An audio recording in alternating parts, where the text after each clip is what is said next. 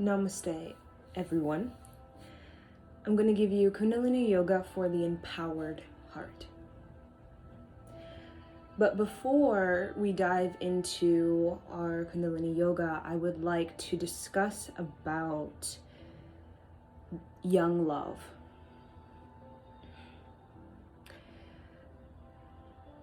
Young love is an experience that a lot of us try to recreate in our adult lives. We try to recreate that in our 10 plus year marriage, right? We try to recreate that in our dating scene, the sort of magic of young love. And that's what young love is. Basically, it is being in awe of creation and the power of the kindred spirit. There's a sense of fearlessness within the kindred spirit, and that's the passion we're looking for, to fully embrace ourselves, right? When we're young, our ego is not yet ingrained in us these rules, these restrictions, these limitations, the illusions, these belief systems. We are open, we are flexible, we are constantly, continuously reinventing ourselves as young people, right? From basically all the way up until 25, where our mind, creative mind, is constantly reinventing itself. We are taking on different clothing, different styles, different fashion, different culture. We're very curious. We're very interested. We have a lot of energy to participate, right? And that's what young love is about. Young love is about being in the present moment now, right? And when we start to ingrain in ourselves a man of the world, a woman of the world, and all of the judgment associated with that, the rules, the restrictions, the limitation. A man is to be like this, a woman is to be like that. We get very tense. Love gets very tense, right? Love loses that kind of magic, right? It's sort of kindredness. Right? We go into relationships and we're not wholehearted. We're not even really participating in the relationship. We're just kind of just doing whatever, right? And the thing about the young love, there's a sense of everything is meaningful. It's so poetic. It's so artistic. Because when we're in that young love, we are in this total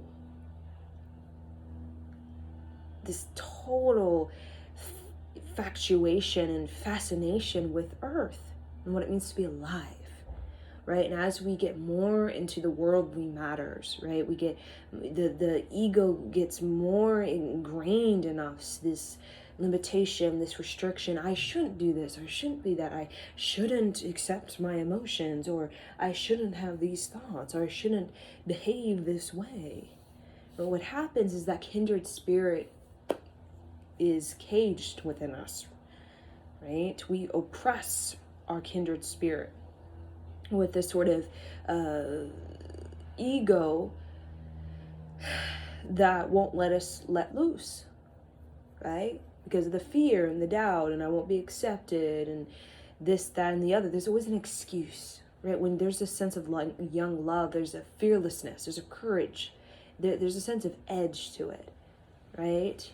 And a lot of us, we go back to that kindred love. A lot of times, even if we're 35, 45, 85, we go back to that kindred love. And that doesn't necessarily have to be a sexual relationship.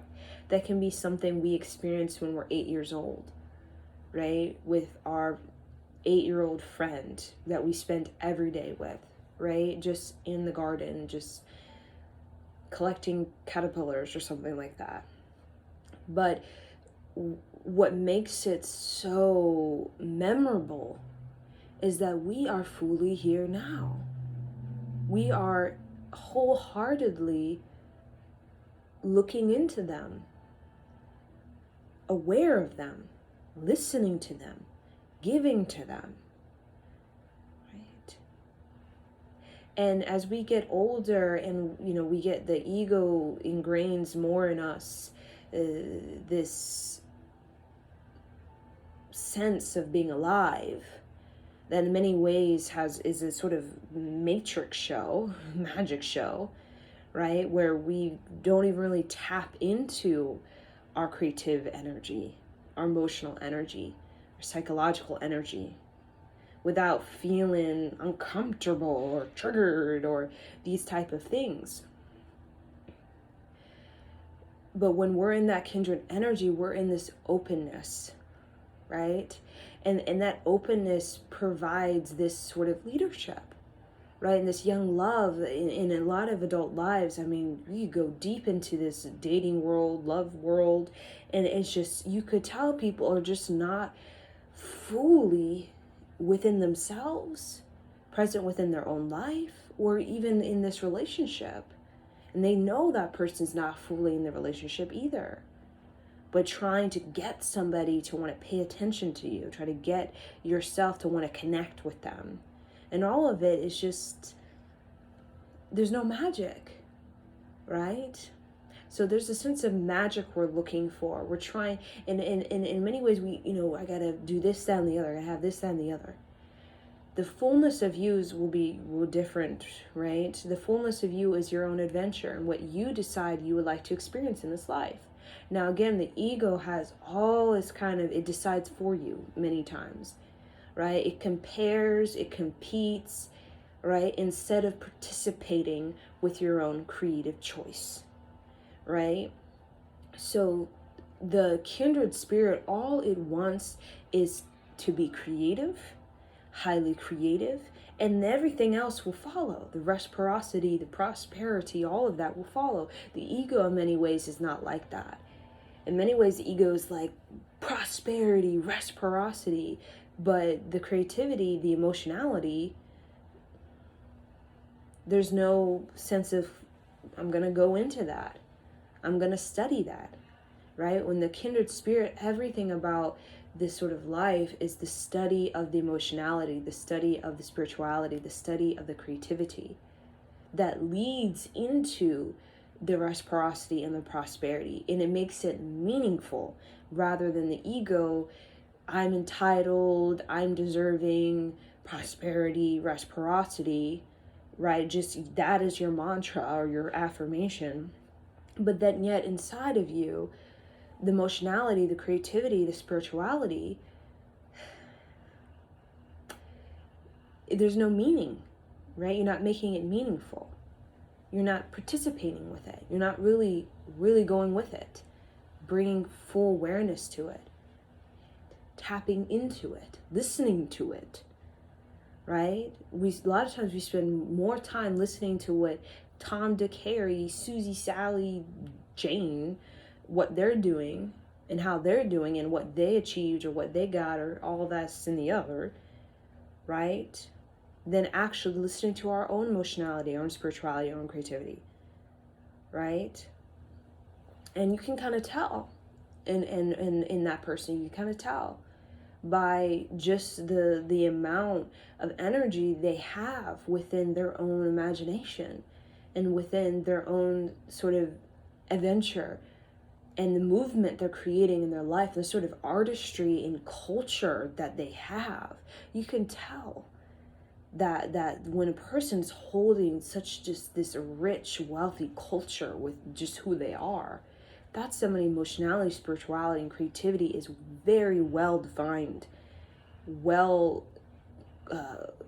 sculpted within them, right? And that sort of renaissance as a culture, basically, is sort of created from a renaissance, basically.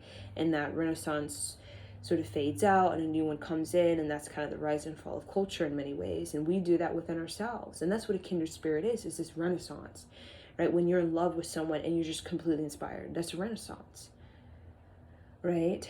And the thing about the kindred love, or the young love, is that renaissance, that inspiration, since we're so open and our ego hasn't defined us, hasn't locked us in to whatever belief system. It could even be of our parents, it could be society, religion, whatever it is. Since we're not locked in, we're quite expansive, we're quite adaptable, changeable, and we really want to become multi-talented, multi-dimensional. We want to represent a well-rounded cultural person, right? And that's the emotionality, spirituality, and the creativity, right? And the reciprocity and the prosperity, when we think of the outer world, that's just an extension of that, right? It's just an extension of that. It's just a boomerang of that, right? You boomerang your energy out, that renaissance, right? Like if you're a sculptor, and the sort of boomerang that comes back is the universe responding to that, right? You're sending out a signal and you're getting response to it, right? And there's this, and that's the thing about this young love. There is the word sincerity. We don't have much of the shame, judgment, feelings of not being good enough that create all this kind of insecurity, uncertainty, whiplash by our own sort of, I don't know, maybe, possibly, and not even making a decision. And as an adults, you would think like would be decision makers when it comes to love in many ways, but we don't really listen to ourselves. We don't really have that sensitivity. Many of us, we can get hardened, right? It would triggered. And then we stop talking about things with our partner, or we sort of, shove it on the rug or suppress it, or just stop looking ourselves in the mirror, right? Stop affirming to ourselves, as we do as a child just naturally every time we wake up. I'm going to school today. I'm going to pass my test. I'm going to be brilliant, right? I'm going to learn something new. We wake up and you're like, what can I avoid today, right? Within myself, right? Because I feel the burden, the weight of this life, right? So that kindred spirit, when we talk about in a love relationship, is ultimate. We can call it a soulmate, we can call it a twin flame, we can call it the beloved, the great lover, all of these type of things. But basically, it's the kindredness of a connection. And that kindredness of the connection has everything to do with creative destiny. But we have to decide that. And that's the thing. A lot of us think we have to, they say, grow up, right? Don't be youthful anymore. You be the adult, right? We say that because we're saying about being responsible, right? But there's something about the kindred soul. It's responsible to one's emotionality, spirituality, and creativity. And that's kind of different responsibility from like you're responsible for a lot of times we're just saying be an adult, you're responsible for, your survival, right? Food, money, sex, water, right? Food, money, sex, water, that type of basic, right? You're responsible for that, right? But the thing is, that is not the transmission of our life. That's the sort of house, like, right? And that's why a lot of people, the house is like empty. There's no energy in the house. When people's house is like a shell, like there's no pearl, right? And that's the thing about it. It's like you go into somebody's house and like, oh my God, like the dating stuff. Oh my God, there's no pearl. The pearl is what we're selling. We're not selling, we're making the pearl into something, right? To exchange, right? To give to our people or whoever wants the pearl or something like that, right? The survival, the sex, money, food, water, sex, money, food, water, that's the home. That's like the shell. And the pearl is what is the sort of accomplishment of ourselves, right? And that pearl has to do with your responsibility to your emotionality, spirituality, and your creativity, and everything about our society and the many sort of civilizations on this planet through thousands of years, but millions of years on this planet, other planets, is culture, is the Renaissance, the kindred soul being reformed, repatterned, and sort of reborn. The reinvention of ourselves is kind of the kindred soul, the Renaissance, that just ignites such passion within us, inspiration. That inspiration bleeds into all kind of age of reason, age of enlightenment, all this sort of artistic discovery, musical advancement, all this sort of spiritual refinement, all of these type of things. And I think that's what the kindred soul is. That's what we're really yearning for, right? And that's why a lot of times we go back to our young years when we're, younger than 25 a lot of times, because we're in a place that we don't have to lose that sort of mind state, right? State of mind, right? It's just a matter of fact of understanding the meaning, right? The kids, the young people, there's a sense of meaning. My emotionality, my spirituality, my creativity is meaningful. When we get into the world, the adult world, it's like that doesn't become meaningful.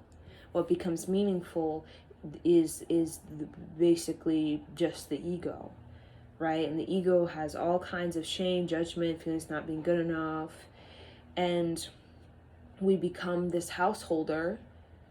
But inside our house, it's like there's no life. And a lot of people are experiencing, they could have a household and they could have a husband, a wife, this and the other, but there's no sense of liveliness, right? And you can know the difference. Like when you go in a house and you could just, there's books everywhere, there's like paintings on the wall everywhere, there's like crystals everywhere. You could feel how responsible these people are for their emotionality, the spirituality, the creativity. When you go in a house, you could just see like there's all these things, but it just is not meaningful in the way that they don't have a connection to it. There's no prayer with it. There's no sort of artistry with it. There's no sense of this is a reflection of my soul. This is an extension of who I am inside. This is my projection. I am your house, but you are your house basically, right?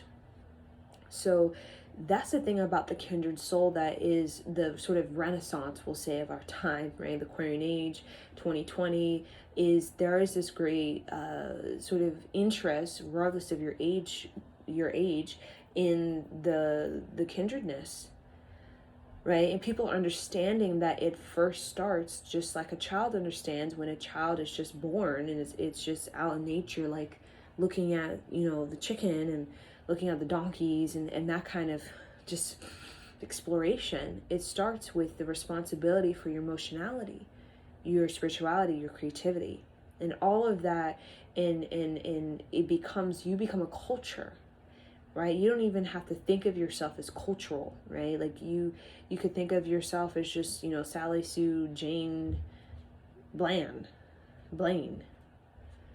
right? But you are this culture, you are this artistry, right? And either if you're a man or a woman, especially if you're a woman, and that is the sort of pearl within yourself, your craftsmanship. Right? When you have many pearls, you can make many things with that, right? Like if you have a lot of culture, or a lot of sort of wealth of culture that has teachings within it, has ancient practices within it. You could say dances, songs, chants, sort of education within that. You have much you can make with that, right? So in the young love, there's a sense of you're creating something with somebody. Right? And that's not just about, I just want to have somebody, and I just want to have the baby, or I just want to get married because I'm feeling old, or I'm lonely, or just, I just want somebody, right? There's a lot of that. This is a sense when you're young, there's like, you're either going to college, or you're just new in high school, or you're making something with somebody. You're actively, continuously learning. And that's what makes it very exciting. You're like at school, and you're going between classes to kind of, see each other, and the break and stuff like that. And you're in this state of your mind that we don't really, when we're young in high school, college, we don't really truly appreciate until we get older and we become adults. Then we start to really appreciate that sort of environment where we are just constantly learning, we're constantly making, we're constantly creating, we're constantly reinventing, because in our adult lives, we don't majority of us are not really doing that, right? Because when you're in high school, college, it's not Groundhog's Day. It's not mundane. It's not mediocrity. It's not shove it under the rug. It's not, avoiding. It's not being triggered or agitated and just keep that relaying and not going anywhere for some people, right? Or it's not insecurity. Everything about this young love, what makes it so mesmerizing even to adults, is that why adults are drawn to young people in many ways, because there's a learner's mind. There's so much reinvention, there's so much rebirth, there's so much life, because you're in this environment, you're in this state where you're constantly expanding what you think, what you feel, what you believe, right? And then when you get older, your ego gets more ingrained, and then what you think, you feel, believe gets calcified, gets kind of stained on you, right? And the only way that we, start to kind of smudge that out and sort of even ourselves out is a lot of times as an adult, we start to recreate our experience when we were young, right? So that for adult can be like we're recreating the childhood experience, the sort of mind, the learner's mind of our younger self through education of many forms, through study, through learning, through participating, through getting involved in something that brings this meaning to your life, right? Even when you're in school and you hate algebra, but you have to take it, right? You don't find meaning in it at all. But when you're in it, your mind, your soul finds so much meaning to it. Even if you're like moody and ungrateful and brat about it, right? Your mind, your soul will appreciate it, because what it's doing is expanding you, right? It's helping you to become more expansive. And even if you completely are not a mathematician, anything with algebra, it doesn't matter, because the same type of study, concentration, the same type of pathways that you sort of unlocked in the mind can be used for your field of knowledge, or what your subject of interest is, your major, right? Of the major is the kind of the focused energy for yourself in that life that can go in many different avenues, right? The more energy you have, the more dynamic, multidimensional you become, right? So in the young love, it's almost like there's a sort of power surge of this fearless stride towards expansion, right? And a lot of, you'll see young people, they just can't hold that. And that could be because of the parents. That could be because the ego, again, was ingrained in them at a younger age, right? The ego, which is when you're a young person, the first sort of ego chatter is survival.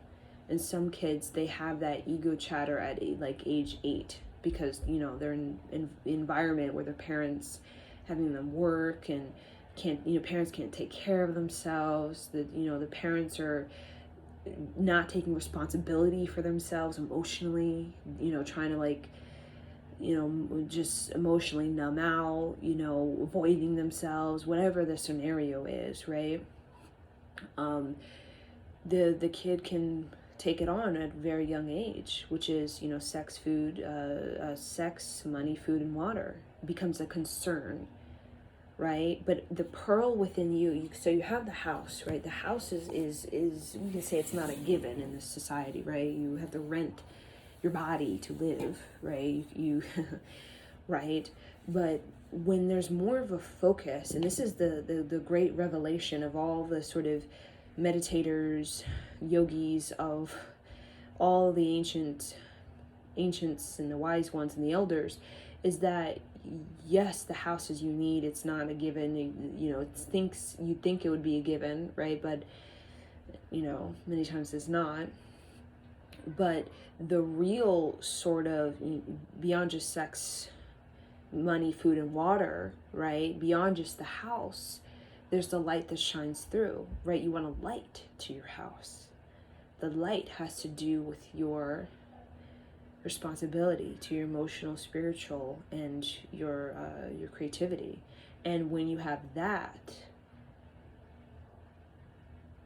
the reciprocity, the prosperity just kind of flows into your house. It just kind of generates like electricity. You just generated the light you need to bring the light into the house, right? And that's basically a metaphor for drawing into you the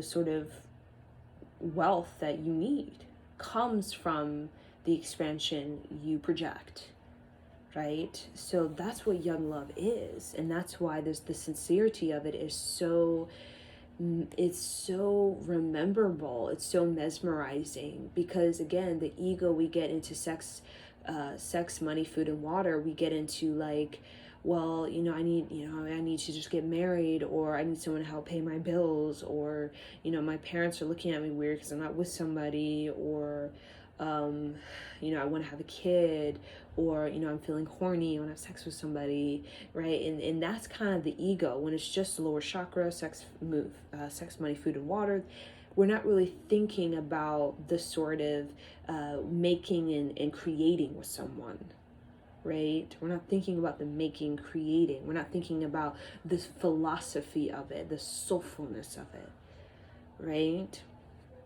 And your relationship, when in the young love, the kindredness, and a lot of people have it even as adults, some people have it 50 years, right? The kindredness of it is you and this person, you represent a renaissance, you represent culture that is very fine-tuned, right? When you go and watch, go to like a Hindu wedding, right? Or the Taoist sort of lecture or meditation, there's a sense of culture that has so much meaning to it. There's a prayer upon it, right? There's a much prayer, right? It's so vibrant, right? You represent a culture and they represent a culture, and that's sort of the sharing, the sort of creating, and the sort of merging, making something together, right? And the sort of, we think of the foundation of that, what makes young love and the kindred soul so magnificent, is that we are fully in it. We're very wholehearted, because the wounds, the judgment, the shame, feeling it's not being good enough, we don't really have that insecurity, right? When we're in this sort of, kindred soul. And again, some kids don't even have that because of their environment and their, parent situation, and that kind of blow, right? That kind of major blow, right, that they have. They don't get to experience that. But regardless, all of us have it inside of us. And I think a lot about the adult meditation practice, what I see is a lot about basically resurrecting the kindred soul, resurrecting not only the responsibilities, sex, money, food, and water, but also resurrecting our responsibility to the emotionality, spirituality, and creativity. Because that has everything to do with our confidence, our self-esteem, right? And we know relationship where we're not confident, we know relationship where we have low self-esteem, relationship where we have low self-worth. It's a bummer. It just doesn't really go anywhere, or there's just constant back and forth, or it's just very undecided, it's very uncertain, or we're not wholehearted with it. You can't be wholehearted when you have low self-worth, low self-esteem. You're gonna doubt it. You're gonna doubt everything. You're gonna doubt yourself, right? So the young love, even though we may be 15, 16, 17, 18, when the heart chakra is open, there's a sense of emotional maturity that comes about, right? When your heart chakra is closed and you're interlocked with your ego, the shame, the judgment, feelings about you good enough, you're really interlocked with sex, money, food, and water, that type of thing, and you're just a house with no pearl, what happens is you actually are more emotionally immature.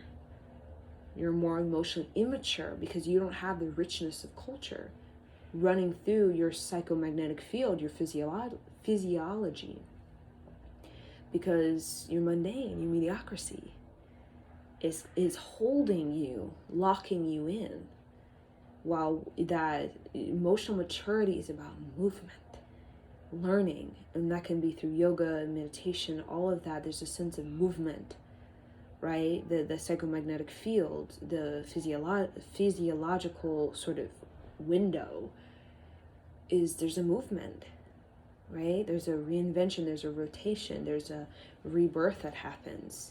And that's what the young love, in many ways, there's a sense of grandness with it, because you can spend such a short amount of time with someone, but that short amount of time, let's say you've been with someone for only 2 years and you're just kids, you're not necessarily sexual, or you're not really in this dating game. It's just totally natural experience, right?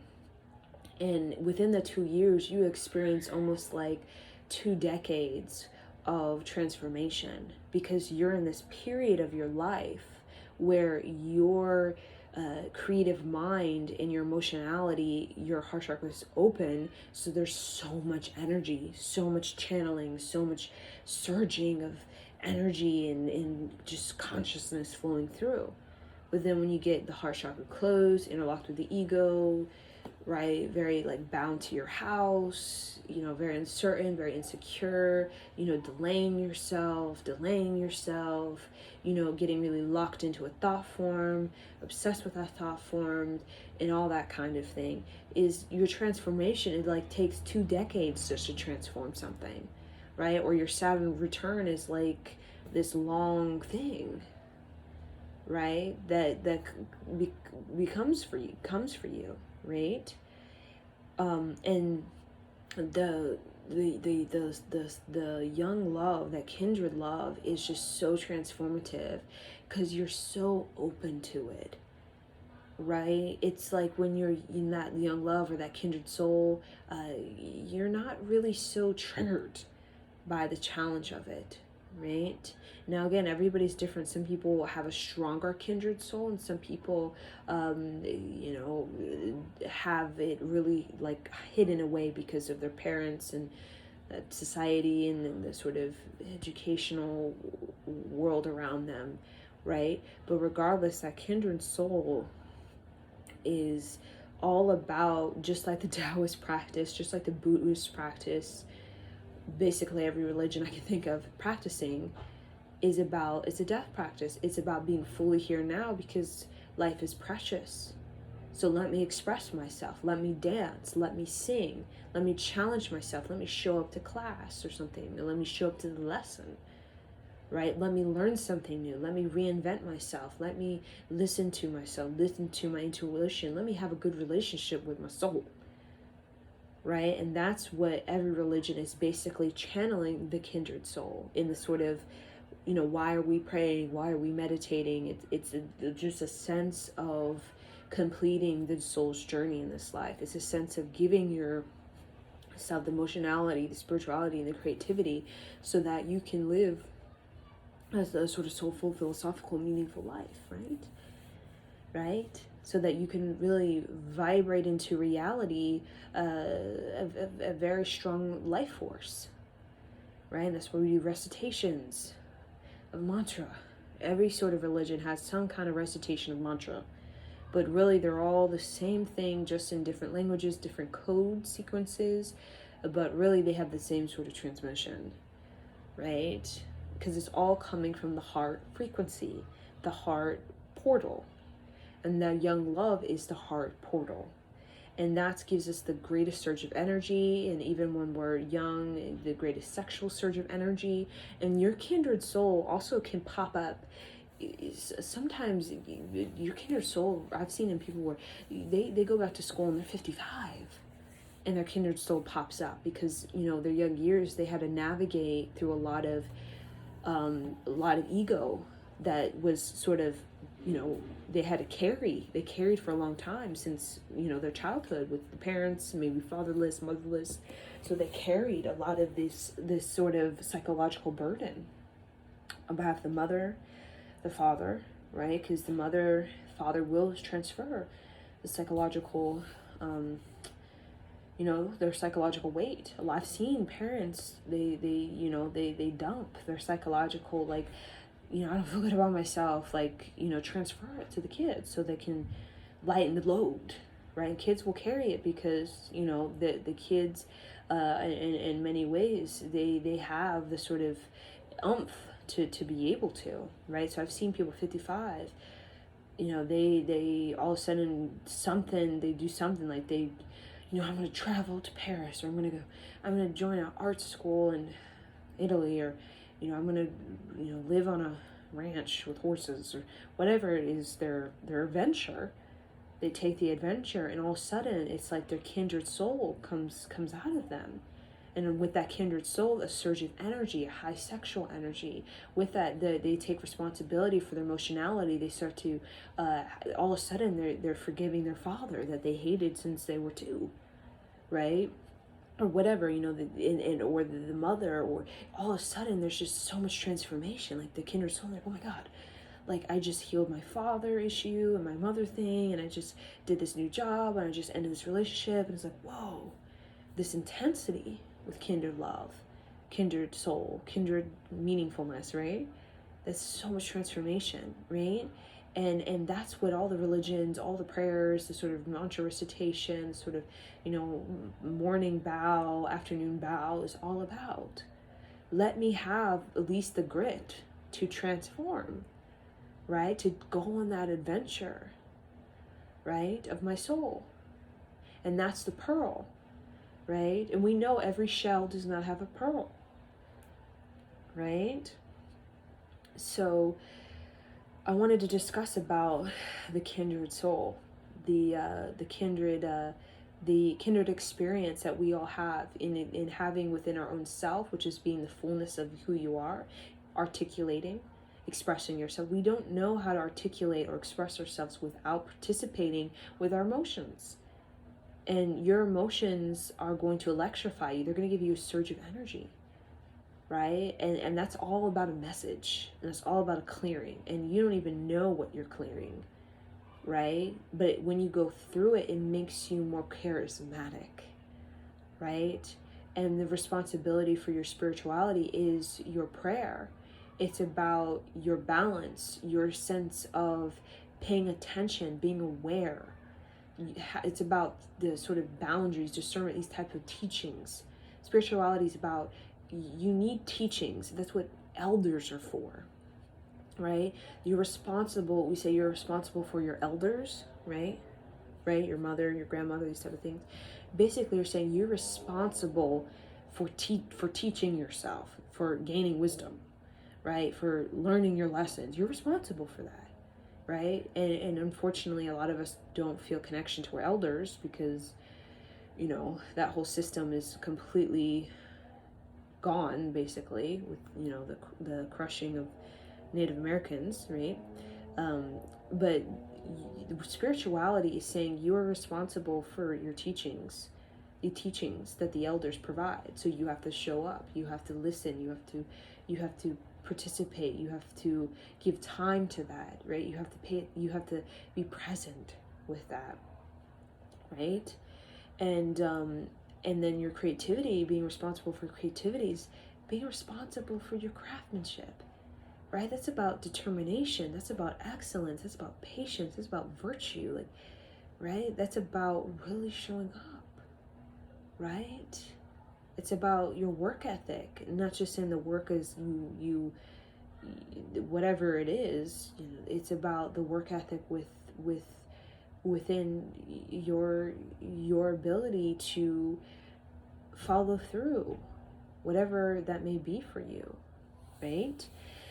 So the kindred soul and that young love are basically the same thing. And some of us, again, so some of us have a childhood where, we are completely not in our heart energy, because we're like age 15 way up in like sex, money, food, and water, because our parents don't pay rent. And this is Yogi Bhajan teaching. The parents don't pay rent, which is about providing, right? The parents don't really, they're not giving. They don't know how to give. They have nothing to give. They don't have pearls, nothing to give, right? They want somebody to take care of them, right? Or, you know, the kids is something for fun, just to do because I'm bored, or I want to keep my man, or something like that. And all of these things trigger people, right? And a lot of people, they don't start to really have that, they don't have a first love until maybe sometimes they're 45. And before that, they've just had sexual things, like sexual mates, and, you know, up and down and here and there. That's not a love relationship. People think, oh, I've been with this person 5 years, up and down. That's not a love relationship. If you're fully in with them, you're making something, creating something, the emotionality, the spirituality, the creativity, right? That's what we're talking about, that kindred soul with someone, right? Where you're, again, that could be a moment, that could be 6 months, who knows, but this sort of creating this beautiful experience with somebody that is about the healing of the heart energy, the awakening of the heart energy, but also for the sincerity of the heart energy, right? But a lot of us, again, you know, the ego is like real interlocked, like some, you know, age 15, that we don't even know what the sincerity is within ourselves, because we're young and we don't even know what it means to be a kindred soul. We don't even know what it means to be out in nature and intuition and emotionality, spirituality, creativity. We're like, what? Nah, right?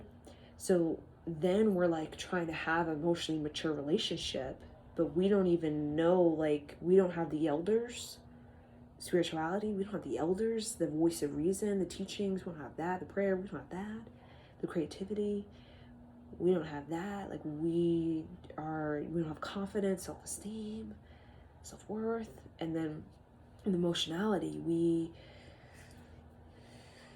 you know, are doubtful, not really there, right? So we, as the kindred soul, when we get to really kind of come into that, which is, again, what we're doing with the learning experience, when we start to really come into that, that's when we start to really, in a love relationship, start to experience immense transformation, immense resurrection, immense reinvention, and immense rebirth. So I say the right? They call rebirth. I like to see the of to be reborn, basically. The of all the re's you can, you know, revolution, reinvention, reformation, revitalization, all of this, right? It's the ability to sort of ignite the sort of challenge within each other, right? The sort of challenge in each other, that, like, when you go to school and, like, I challenge you to go to school, I challenge you to expand, I challenge you to grow, or I challenge you to in a subtle way. It could be a more like enthusiastic way, it could be a more compassionate way, whatever is the moment. That's what really brings about a deeper intimacy. That's what white tantra is. You're literally, you know, you're staring at each other for 8 hours, basically, right? In these different postures that you hold, right? Like, you're literally sitting in each other's laps, and you're basically looking to each other without speaking. You're basically saying, I challenge you, or you're saying, I heal you, or you're saying, I welcome you, or say, I accept you, or, you know, whatever it is. But you're not saying it, you're saying it with your emotionality, your spirituality, your creativity. And your creativity in that moment can show up through a smile, right? When you're doing a particular position in White Tantra that is very, you're shaken and you're like nervous, right? That's the creativity, which is your determination, right? Your virtue, you're building up a virtue in you, which determination, grit, patience, tolerance, grace, these type of things. And then your spirituality can show up, as in when you see that person, like in White Tantra, which I have experienced, where they start to drop their arm. You know, for example, let's say you're in an arm lock where you have to lift your arm up for 60 minutes, right? You could see their arm coming down, and you could see them sort of like getting a little bit like, I can't. Your spirituality could show up, as in you get stronger in that moment. You hold your arm a little stronger to support them, you know, and you do that for 10 minutes or something, and then all of a sudden they get a wave of energy from your spirituality, from your sort of, you know, reserve of energy you pull from deep within you, and all of a sudden they do something that maybe they've never done before. They've never held their arm up for that long, and they did it because of this sort of spiritual surge of energy that you exchanged to them. And then your creativity, or your emotionality, creativity, your emotionality can show up in that moment, as you could feel like, let's say they're crying, right? Again, White Tantra, it's a very intimate experience. It's one of the highest sort of energy exchanges we can have on this physical planet in many ways. Okay, pure energy, pure kindred soul energy, pure soul energy. So let's say, you know, the emotionality is that you could feel you're staring into their eyes, right? You're doing like 60 plus minute, right? And then you could feel they're crying. You could feel whatever childhood trauma they have, or some kind of trauma, right? Or past relationship, or something, major judgment they have, like maybe they've done something, whatever it is, right? Mistake, regret, guilt, whatever that is, that they're crying, and you could feel it in them. Your emotionality, emotional maturity in that moment, in this kindred soul experience, is to stare at them, look at them, hold the energy with a sense of gut, and literally share the space with them in this sort of mantra of forgiveness, right? Even if you don't even know who they are, and you don't even know what it is, but you are intuitive. So you project forgiveness into their eyes as a way to help them break through that emotional block that they have when it comes to their trauma, or whatever it is. That is a kindred soul, right? And that kind of White Tantra is something kindred souls experience. It's something of, we call young love experience. And you don't have to be young, you know, you could be 85, right? But it's something, the young love, meaning young. What young is full of life. You can't have emotional maturity without life. And life is built up through your responsibility to your emotionality, your creativity, your emotionality, creativity, spirituality, right? So a lot of times we're programmed by the magic show, The Wizard of Oz, as a charlatan, of total fake. We're taught, none of that makes sense. It's not important, right? And we sex, money, food, and water, right? Sex, money, food, and water. Sex, money, food, and water, right? We do that. We build a house, and then we're in this house, and we're looking around, and we have no culture, right?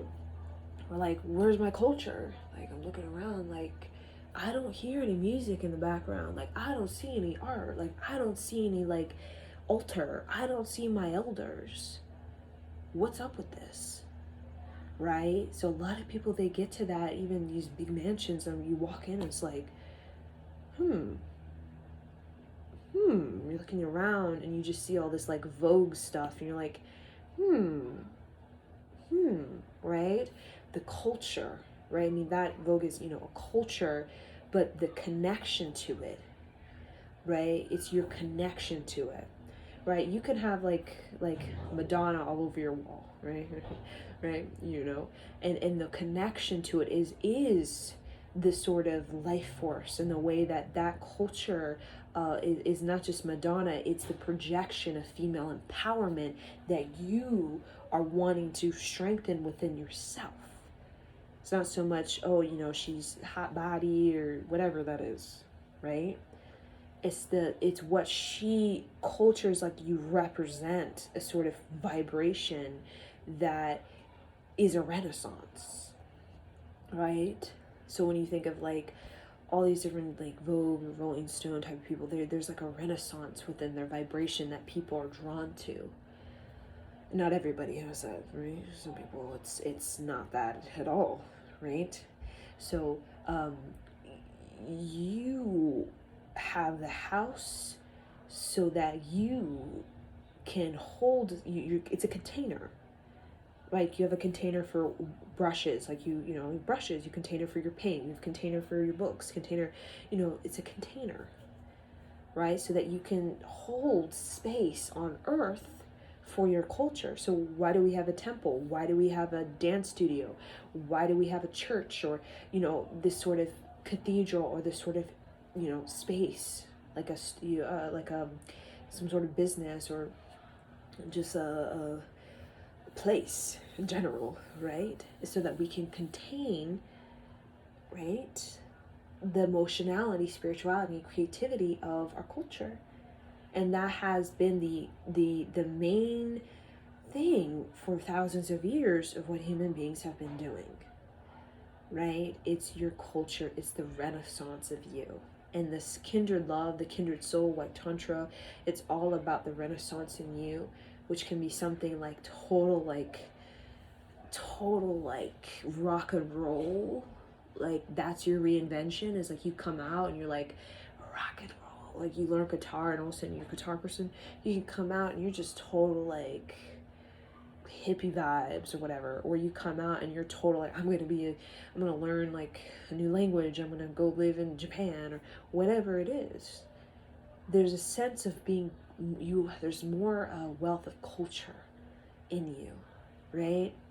So when we go to like India, and we go to meet the great meditator, the great sort of guru, or you know, or the Taoist, or the Tibetan monk, or whatever it is, we're going so that we can connect our culture to another culture, to make ourselves more culturally wealthy. Why? Because we need elders.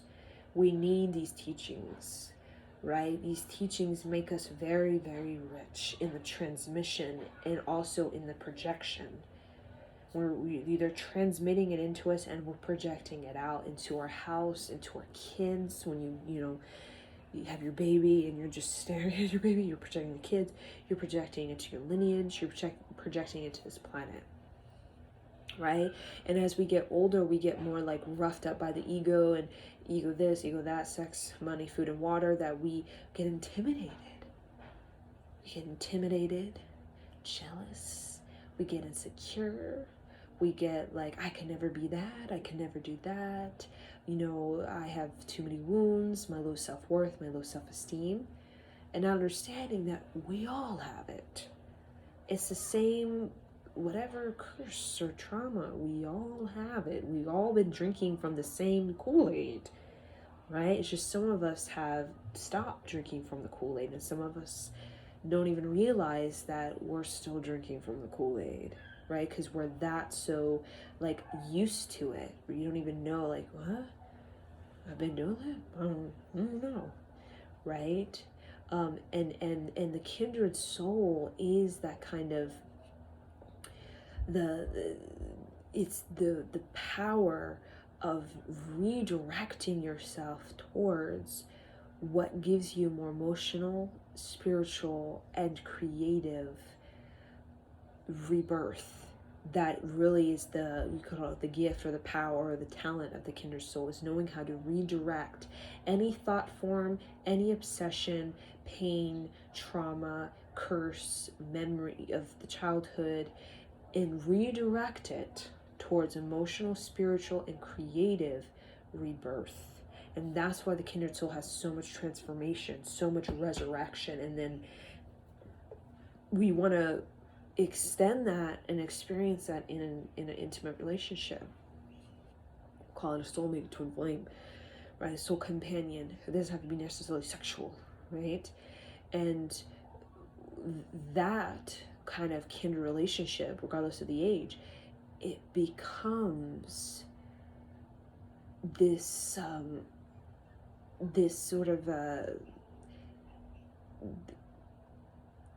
this intimate dance with our elders, which is important. You need elders to give you knowledge, the voice of reason. I'm sure we all talk to our mom, hey, I need some advice with this dude or whatever, hey dad, I need advice with this woman, right? It's a dance the elders are having with you as they hold your baby before your baby's even born, right?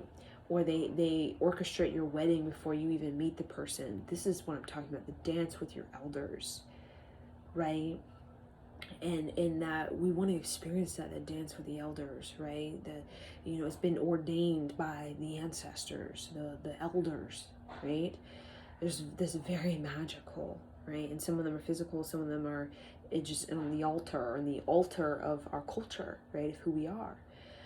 And then the spiritual is the sort of, we want to experience the intimacy of our own soul, the journey of our own soul, the journey of the breaking through to the version of ourself that is most grounded and the most embodied. And that is an experience of a challenging experience of having to emotionally mature. So the spiritual in a relationship has everything to do with emotional maturity, and usually it's one person that guides it, right? There's always one person that is the leader of it, the one who takes the initiative within their own practice to connect deeper with the elders, with the ancestors, to get teachings on how to redirect this low self-esteem, this low self-worth pattern relay into rebirth, into resurrection, into breakthrough, or into intimacy, rather than that type war type of thing, right? And then the creativity we want to experience in this kind of connection to this kindred soul, young love type of relationship, is we really want to make something. We're natural human beings, want to make something, right? And that's not mundane, that's not mediocrity, that's not sex, money, food, and water. That is a resource, it's a tool, right? Like a hammer, nail, you need them, right? In wood, if you're trying to make a house, right? You need them, of course. But we're talking about, you want to create a renaissance, you want to create a movement with them. And that can be something so subtle as you live in Norway and you are a painter and they are horsemen, and that is your life. But it's sort of a movement of life, a movement of life force, a movement where you are expressing your adventure to each other, what you're learning through each other, for each other, that type of thing, right? And I think a lot of people in the adult world, that the passion, this and the other, is people feel like other people psychologically dead, they're hardened, they're numb, it's disconnected. It's this sort of, we call it absent-mindedness, right? Or the false promises. You say you're gonna do this, you never do that, you have no energy, whatever that is. Or it just falls out, whatever it is. There's a sense of one needing within themselves first before they can go ahead and do that. Oneself first has to make the decision to be alive. And, alive, sex, money, food, and water is not necessarily alive in the biological sense, but psychologically, not so much, right? A radiant body, your radiance really is what it means to be alive. When you have a radiant body that's developed, that's when you're starting to look alive, right? That's why children are so alive, because their radiant body is totally wide open, right? And all of that's deciding to be alive, and deciding to be alive beyond just the ego alive, because you can be alive, the ego alive. The other alive is responsibility for emotionality, spirituality, and the creativity, right? And that is what we don't learn that first. We learn the other thing first. We learn you have to have a house, right? I'm sure we all in America have been told, either a man or woman, you have to have a house, right? In the United States of America, we're taught that you have to have a house, right? And we're not even told really, like, what's going to be in the house. We're not even told that the decoration, what's going to be in the house, who's going to be in the house, what kind of experience we'll have in the house. We're just told, just you got to grow up one day, be an adult, and buy a house and have a job. So we do that. We get the job so that we can afford the house. And then what happens is we reach a point where we're looking at our house and we're like, right? That's not it. And these meditators realized that thousands and thousands of years ago, probably millions of lifetimes ago, right? And the kind of the kinder soul is that sort of voice of reason, that the elder they hold that frequency for us, that has everything to do with your avatar is your, you can say your house, but also your biology, your physical life, your physical body, right? Your mind, it's your avatar. The purpose of it is to gift you a human experience, an earth interaction, for you to give yourself a wealthy culture, emotionally, spiritually, creatively, right? That's why we say, the Taoists say time is precious, the Buddhists say time is precious, right? Christianity, time is precious, right? In every religion it says that, right? And that's really what it is, the wealthy culture of you, and that is, you could say, the connection to the elders, the teachings, the connection to the creativity, which is your ability to redirect yourself so that you can have rebirth, so that you don't feel like, oh, I'm just going to be this person forever, low self-esteem, and not know what the hell to do with it, not know how to move anything, not know how to use my gut for anything, right? And the emotionality is giving yourself the maturity so that you can actually relate to human beings, earthlings, relate to this planet, relate to yourself, firstly, with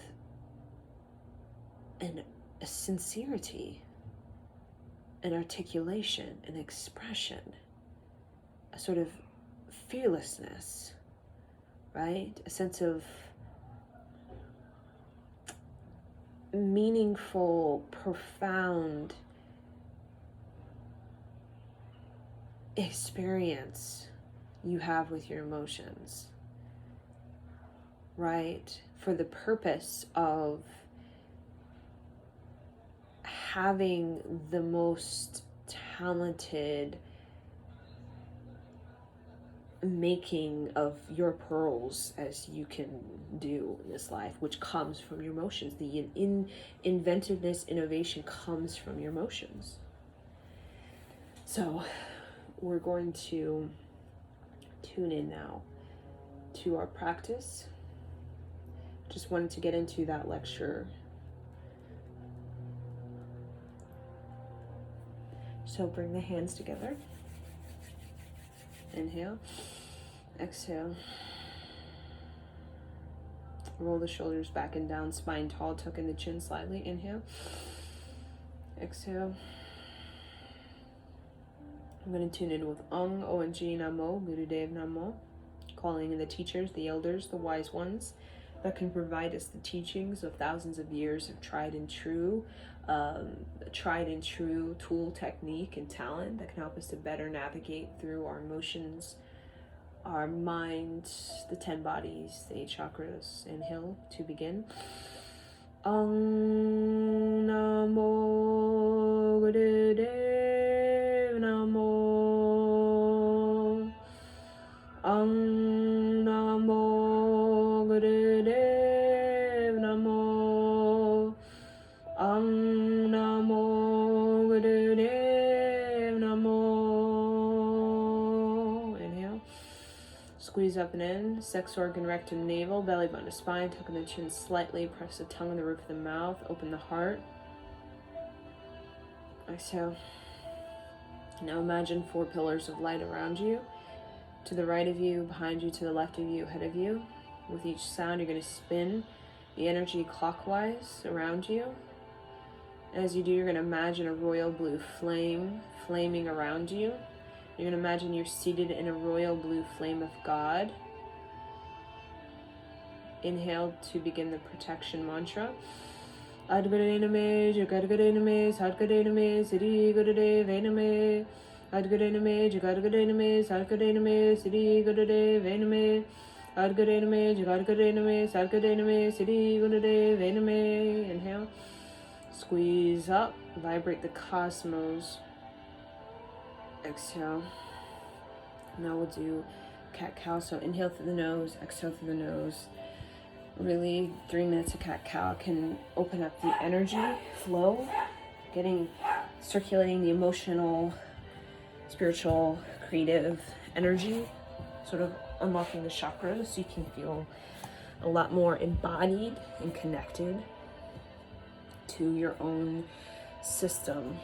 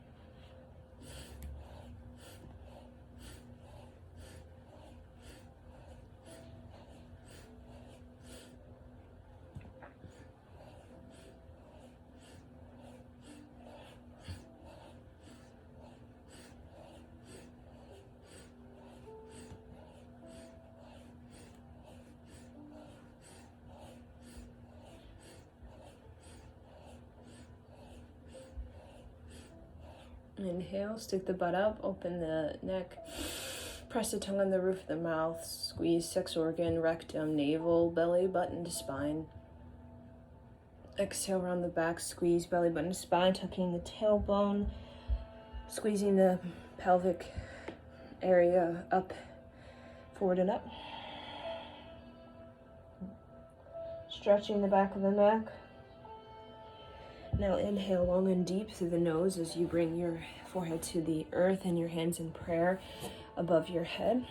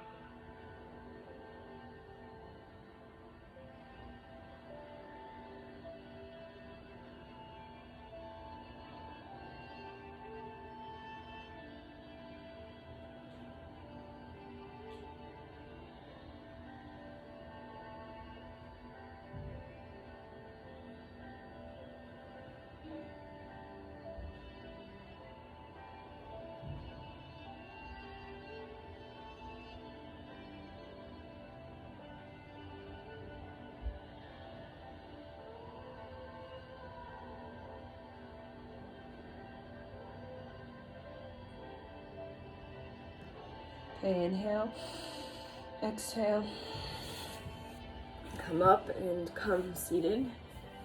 And we'll do breath of fire, which is inhale, exhale through the, even inhale, exhale through the nose. You're gonna bring your hands in prayer, firmly pressing the hands into prayer. And you're going to focus on the white flame of the heart, focusing on opening up the heart energy so that you can experience the sincerity of your own mind.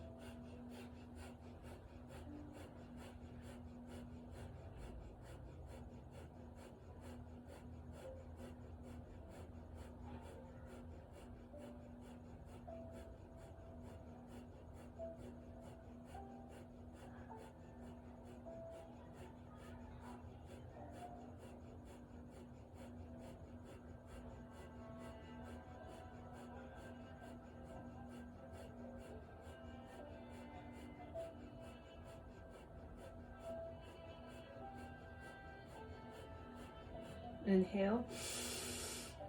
Squeeze up, squeeze sex organ, rectum, navel. Bring belly button to spine, tuck in the chin. Bring the tongue on the roof of the mouth. Vibrate the cosmos. Sip up more air through the nose. Press the hands firmly together. Exhale. Now interlace the fingers, bring the palms up, stretch the armpits, stretch the heart, sort of do a sort of slight back bend as you're sort of really stretching cracking the heart open, and then do a breath of fire.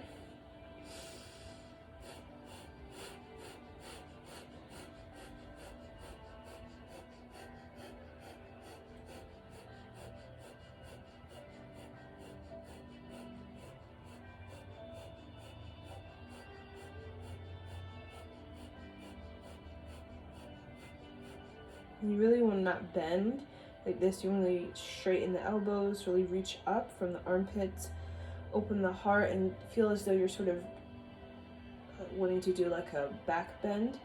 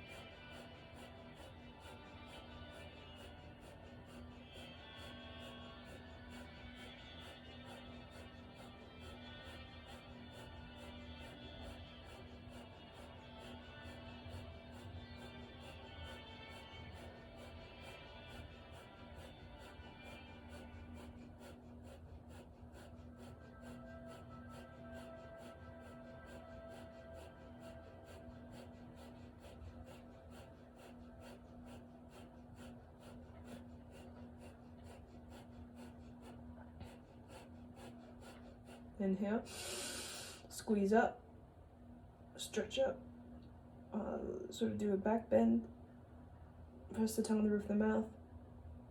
Exhale, bring the hands slowly down into Gyan Mudra, and then we'll do a final 1 minute breath of fire.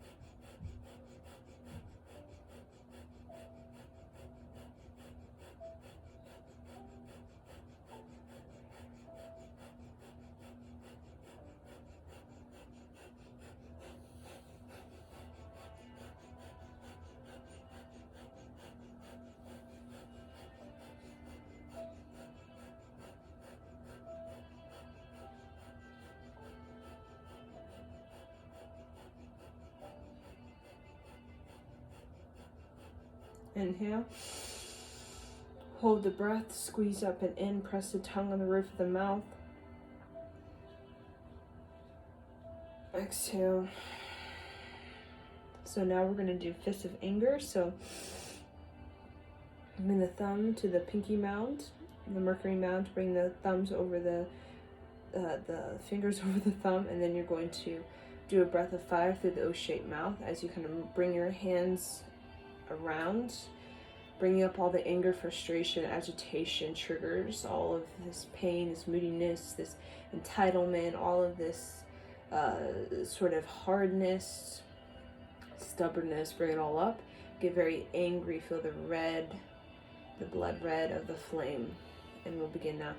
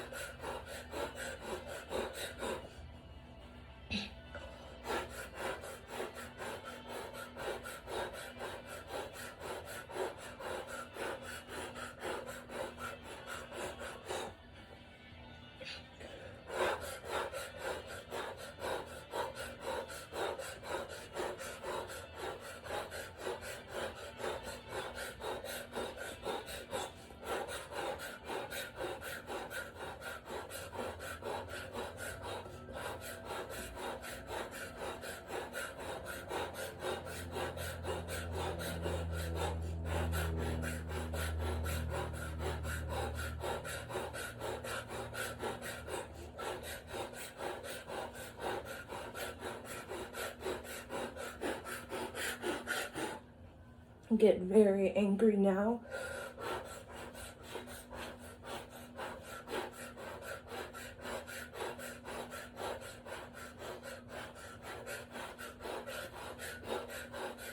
Inhale, interlace the fingers, bring the palms to the earth, squeeze up the shoulders, the heart. Sip up the air through the O-shaped mouth, press the tongue on the roof of the mouth, squeeze sex organ, rectum, navel, belly button to spine, stretch the arms up.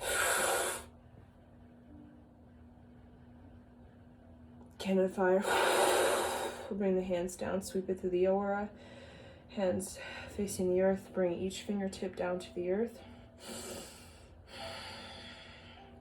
You can mentally recite Sa, Ta, Nama mentally as you connect with the elemental and celestial realms, and feeling the heart as the great equilibrium, the great mediator. Really connect each of the fingertips to the earth, and the earth into the heart. Feel grounded, feel safe, feel secure, feel structure within the hips, the thighs, the frame of you, the whole frame of you. Inhale, exhale. Now we're going to do last thing. We're going to do Diksha meditation. So bring the thumb out, fingers on the finger mounds like this. I'm going to bring it to the temple. You're going to tuck the chin slightly, spine is tall. Inhale, long and deep. Hold the breath. Pressing the tongue on the roof of the mouth. You're going to mentally recite Satanama, Satanama, as many times as you can. And with each sound, you're going to bring the back molars together. With each sound, Sa, Ta, Na, Ma. And you're going to recite as many times as you can while holding your breath. When you can't hold your breath any longer, you're going to exhale long and deep. And then you're going to inhale again to repeat.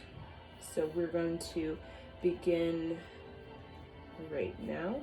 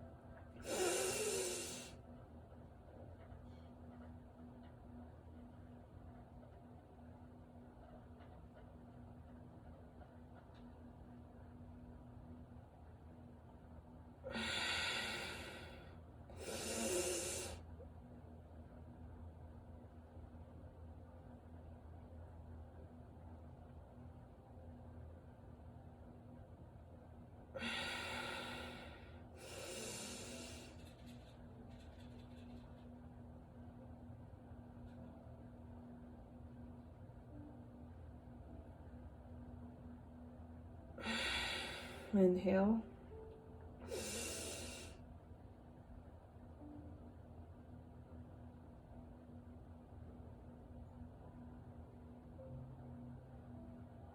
Exhale.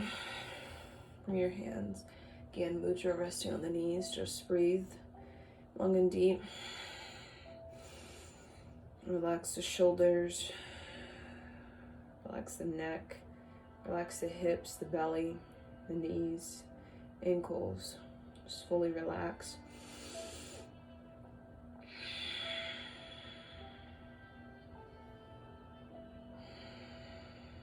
Feel the adjustment you've already made. Profound adjustment. You should be very pleased of how far you've already come. So transformative what you've just done. The art of transformation is the art of creativity, spirituality, emotionality. recognizing that every person can transform. Do not bind somebody to their past. It's the last thing you can do. In our society, shame, judgment, feelings not being good enough, we tie each other to the past. We tie each other to their childhood, their family, their parents, their religion, their society model, their ethnicity, their past. The transformation happens in the movement forward, in the ability to take the knowledge of the elders and to potentiate one on further advancement, further understanding, not backward understanding, forward understanding, through the sort of intelligence of the past and the lack thereof it, the review of it, like the review mirror, reviewing so that you can keep yourself in a position of safety. When you look behind you in the car, the review mirror, you're seeing your safety, you're seeing who's around you, how to be wise with your maneuvers. You look forward with intention, with willpower to move, to trust yourself. When you look out, when you're driving, you're basically saying, I trust myself and where I'm going. When you don't trust yourself, you become a very insecure driver, reckless. Inhale, exhale. So now what we're gonna do with this particular Kriya, this Kriya is called the Black Wolf. Black Wolf, right?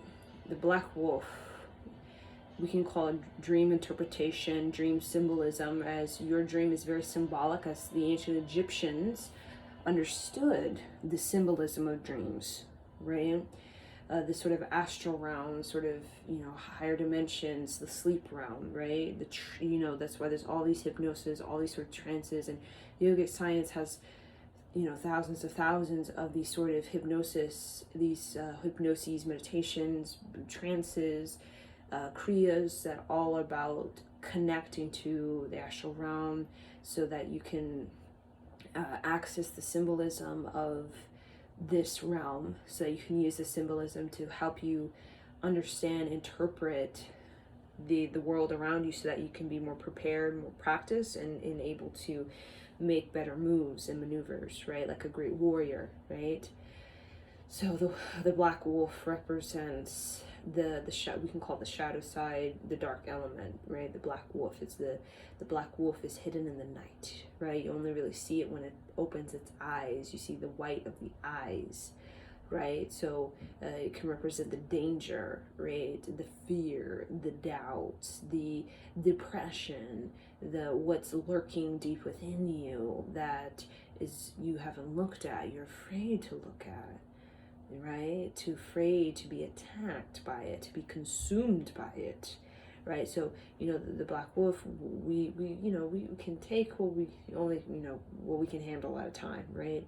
So I see the Black Wolf as like a gatekeeper for these dangers, in past lives, these fears, the darkness, we say, of ourself, even humanity, that we must, in the opening of the gatekeeper eyes, the Black Wolf eyes, we see the white of the eyes, and we get to see, oh, there's a wolf, right? And all the darkness, you see, oh, there's the wolf, right? And in facing the wolf is what we're going to prepare. You basically you gain the resilience of the darkness, right? The sort of prevailing force, the sort of courage, right? So it's like a test, right? It's a test, like the dark forces, light forces, all of them have tests. So we're going to build up in this Kriya the energy, right? Because you can't just go up to a Black Wolf and just be like, hey, right? The danger of it. There, like any animal, there's a sense of, there's the energy. They can read your energy if you work with horses. They know when you're weak. They can smell it, they can feel it in your mannerisms. And so all animals, they can feel it. The love, right? Like when I do mantra recitation, my dog is like zenned out, like, you know, like he looks high, right? In same thing with like horses, when they know that you're just, something's off. You know, animals are keen on knowing when something's off. So facing the black wolf is like also facing the weakness within yourself. And a lot of times we don't know our weakness until we are, you know, met with animals like horses, because they can, you know, they can sense it. You know, they get the news feed, right? And we're just sitting there like looking at the animal like, why does this animal not, you know, why is this animal doing this, that, and the other?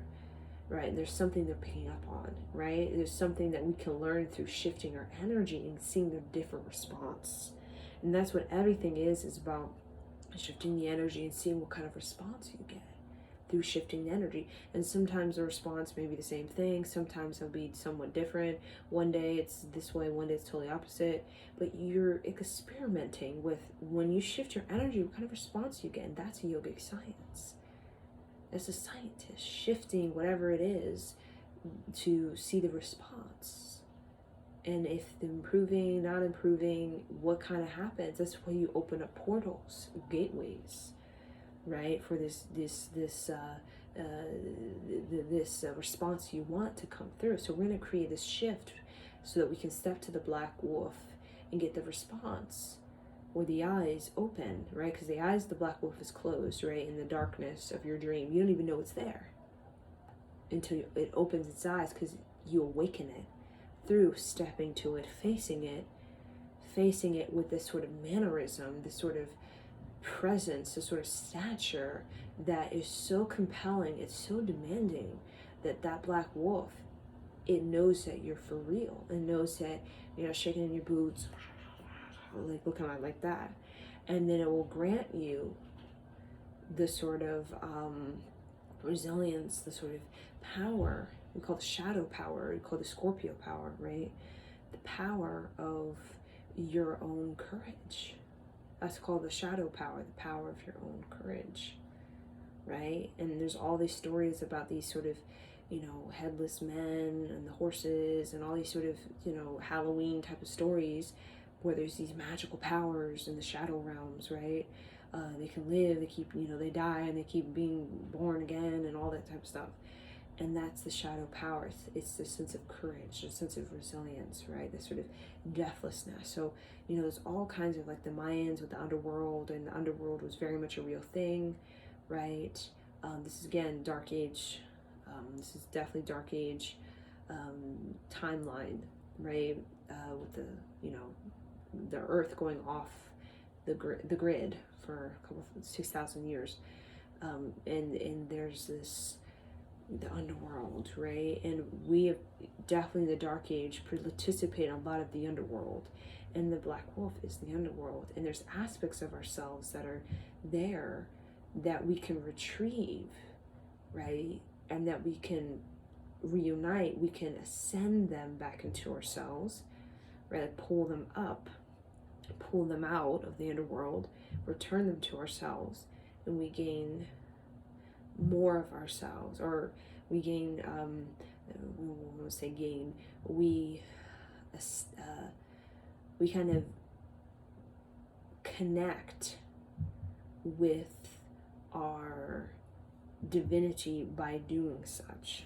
Okay, so we're gonna listen to the Mal mantra, and you're gonna have your hands, you're just gonna listen. You're gonna have your hands in your like a tribal shaman pose.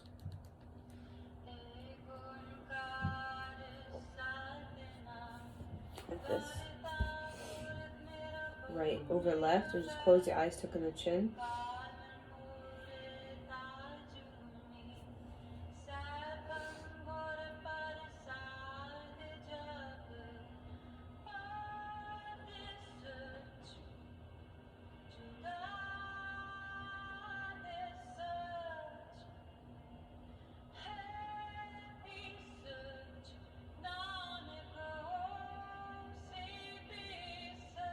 Just breathe in and out.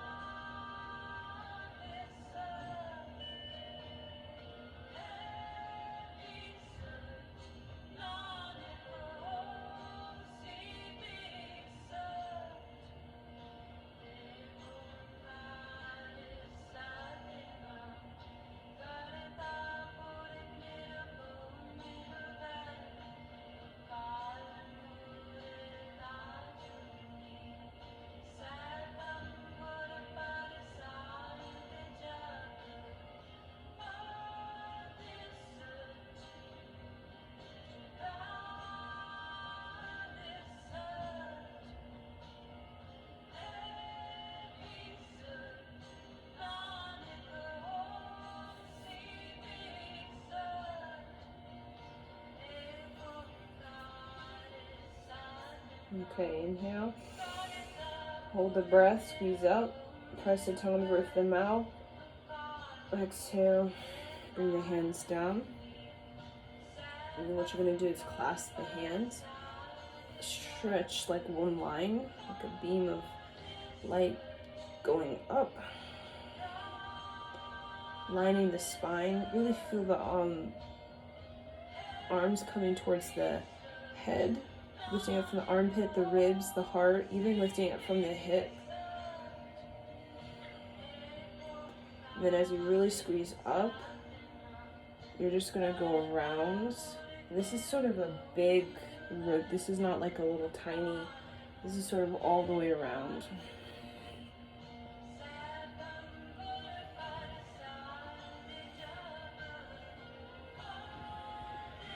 And breathe.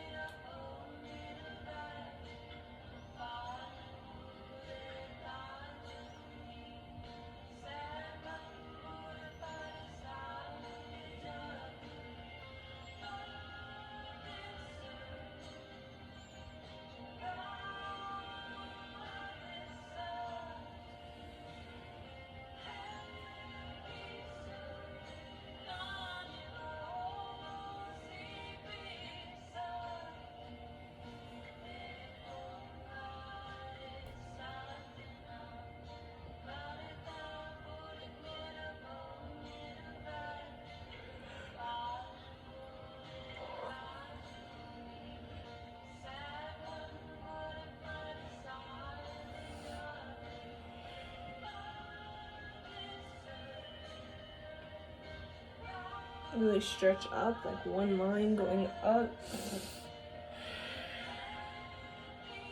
Now the other direction.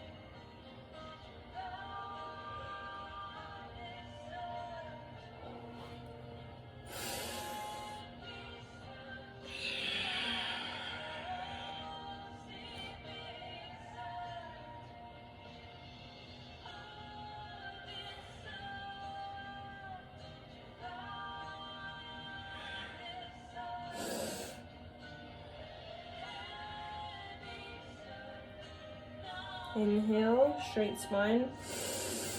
Reach.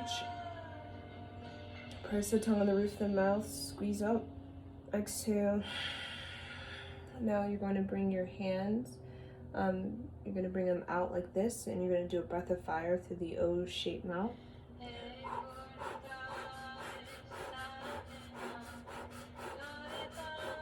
As you kind of pull it back.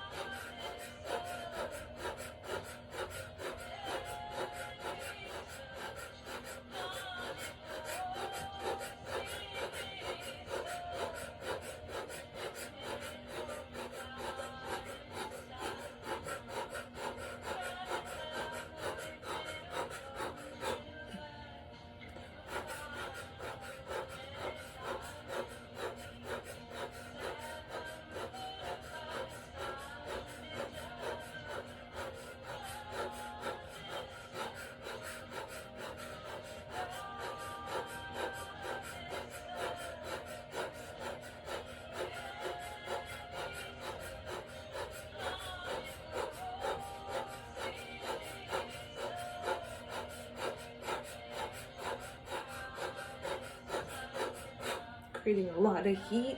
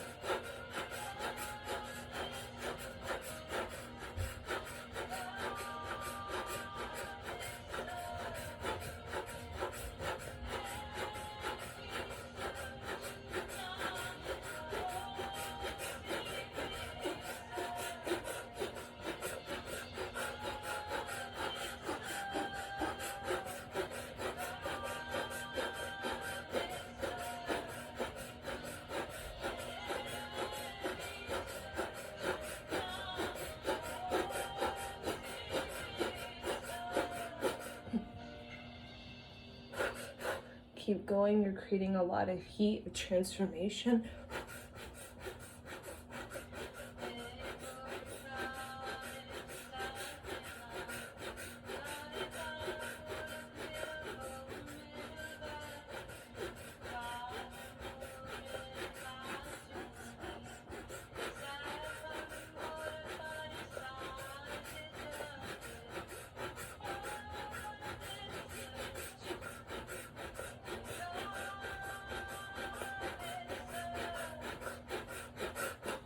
Fingers wide like antennas. You really focus on pulling it back.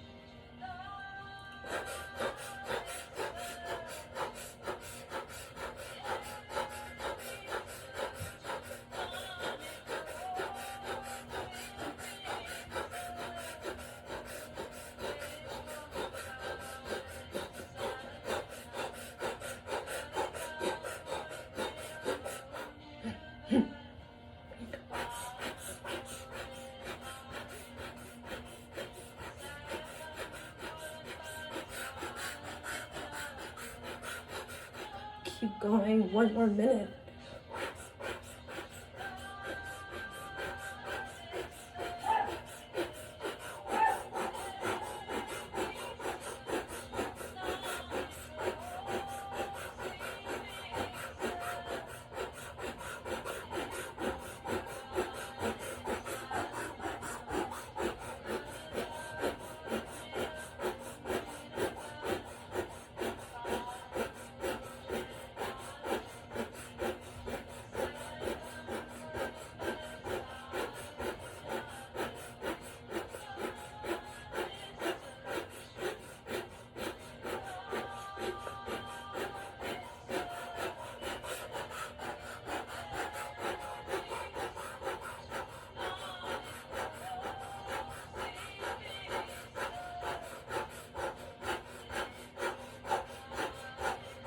Inhale through the O-shaped mouth. Hold the breath.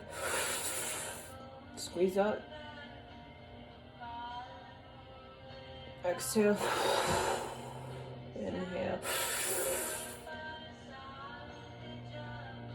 Exhale.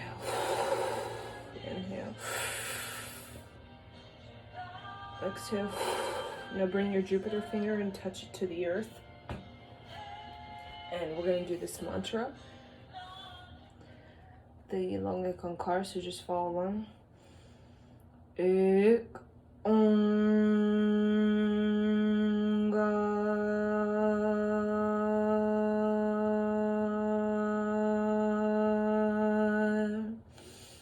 Sutnam Siddhi Wa He Guru. So ik, squeeze, root lock. Ik, om, ik, first chakra, om, second chakra, ka, second chakra, squeezing up, relax. So squeeze up, ik, om, ga, relax. Ik, su, squeeze up, solar plexus, nam, heart chakra, relax. Sudi, squeeze up and in, throat chakra. Wa, squeeze up. Hey, relax the root lock. Hey, so wa, third eye. Hey, top of the head, guru, the whole aura. Ik,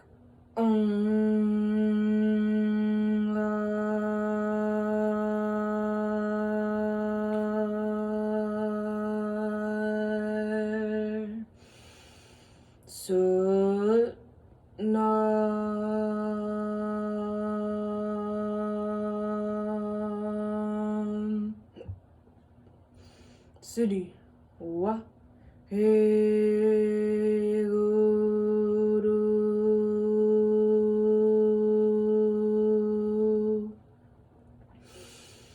Ik Ongar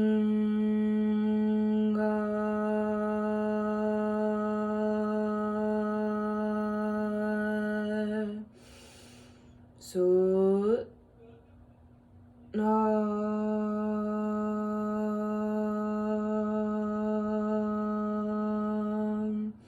Siddhi Wa He Guru.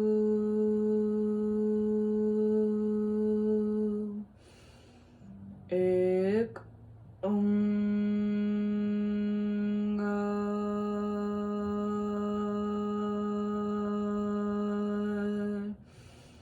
Sutnam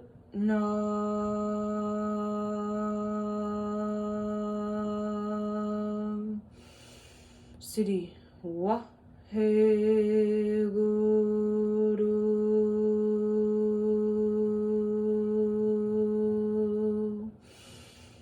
Ik Ongar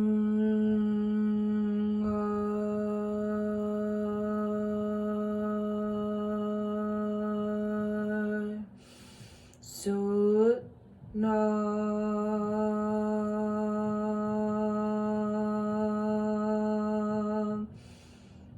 Siddhi Wa He Guru.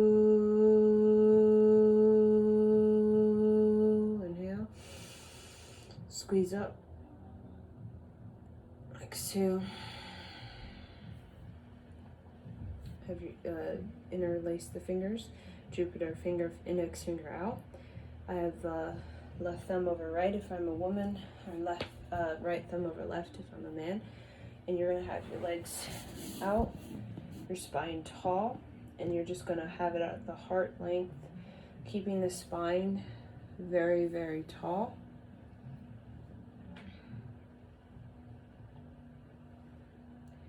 Changing the mantra.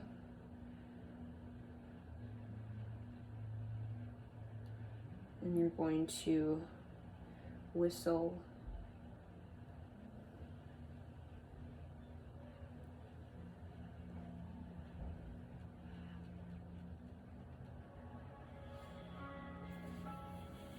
So you can just relax for a moment. And I'll tell you when we're on the clock so that you can put your arms up. If you need to, you kind of wiggle it around, move your neck, kind of move your legs.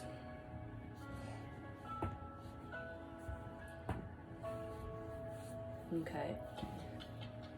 Had, had, had, Gobinde. So chanting, pumping the navel with each har, and then squeeze it in with the mukande udare pa. Hara, hara, hara, nare, hara, hara, hara, hara, apare, hara, hara, hara, hara, hariyang, hara, hara, hara, hara, kariyang, hara, hara, hara, hara, nilame, hara, hara, hara, hara, akame, hara, hara, hara, hara, Gobinde, hara, hara, hara, hara, mukande, hara, hara, hara, hara, udare, hara, hara, hara, hara, pare, hara, hara, hara, hara, hariyang, hara, hara, hara, hara, kariyang, spine tall, hara, hara, hara, hara, niname, hara, hara, hara, hara, akame, hara, hara, hara, hara, Gobinde. Tuck in the chin, it helps. Hara, hara, hara, hara, mukande, hara, hara, hara, hara, udare, hara, hara, hara, hara, akapare, hara, hara, hara, hara, hariyang, hara, hara, hara, hara, kariyang, hara, hara, hara, hara, niname, hara, hara, hara, hara, akame, hara, hara, hara, hara, Gobinde, hara, hara, hara, hara, mukande, hara, hara, hara, hara, udare, hara, hara, hara, hara, apare, hara, hara, hara, hara, kariyang, hara, hara, hara, hara, kariyang, hara, hara, hara, niname, hara, hara, hara, hara, akame, hara, hara, hara, hara, Gobinde, hara, hara, hara, hara, mukande, hara, hara, hara, hara, udare, hara, hara, hara, hara, pare, hara, hara, hara, hara, hariyang, hara, hara, hara, hara, kariyang, hara, hara, hara, hara, name, hara, hara, hara, hara, akame. Inhale, squeeze, Exhale, relax. Kind of stretch over, stretch the back.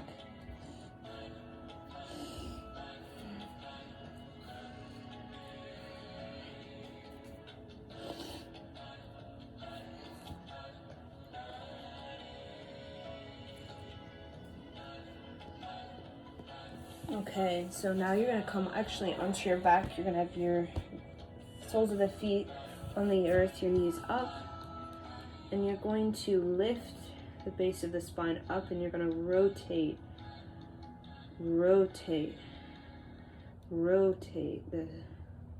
the hips, the base of the spine, like this.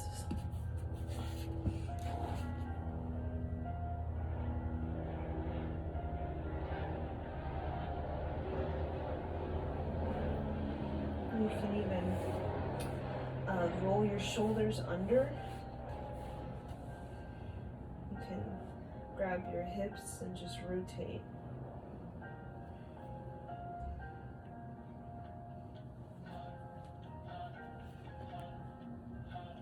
Rotate clockwise and counterclockwise.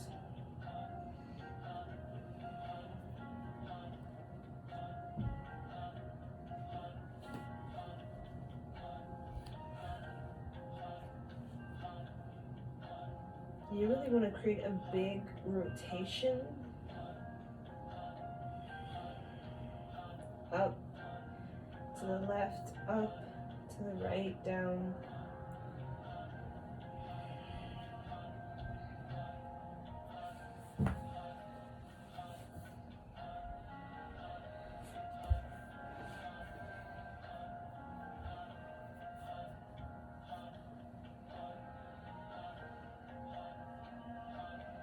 Feel it, the stretch in the kidney as you bring it over and around. Make sure the soles of the feet are firmly on the ground. Then you can switch directions. Feel it in the hip, the kidney, the navel. Feel it in the spine.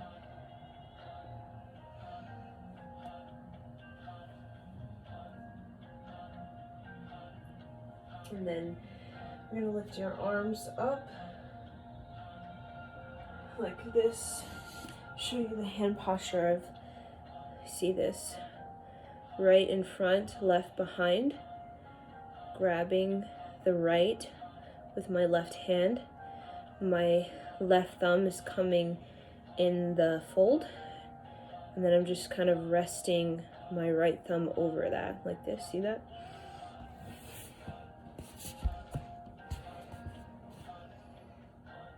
Lifting straight up, stretching the spine.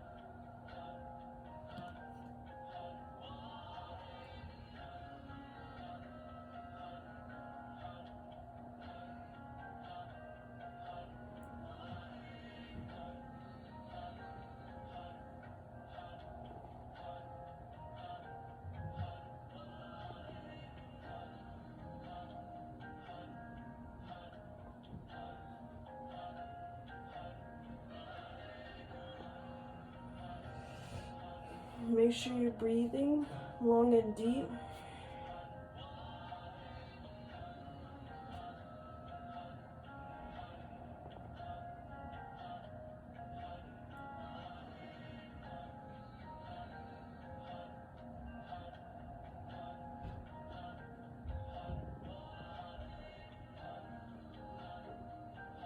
Okay, inhale, reach up. Exhale, come back down and just bring the knees into the chest.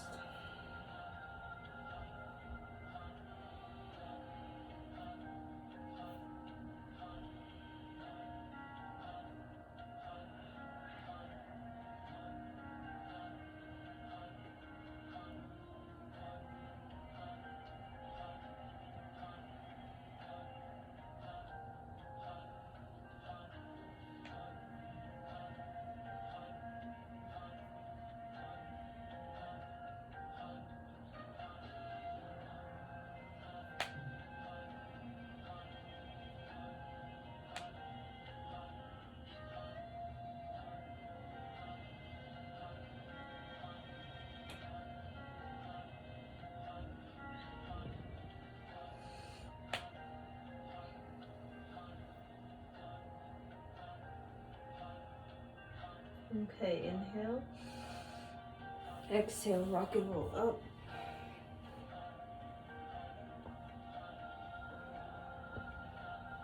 And then we'll come standing, and you're going to create a straight spine as you kind of come forward towards the legs.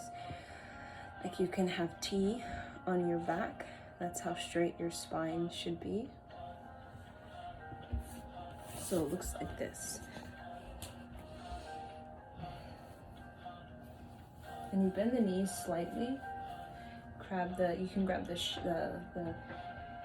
shins, have your feet hip width apart, and then bring the head up, stick the butt way out, and feel the strength of the spine. And then begin breath of fire.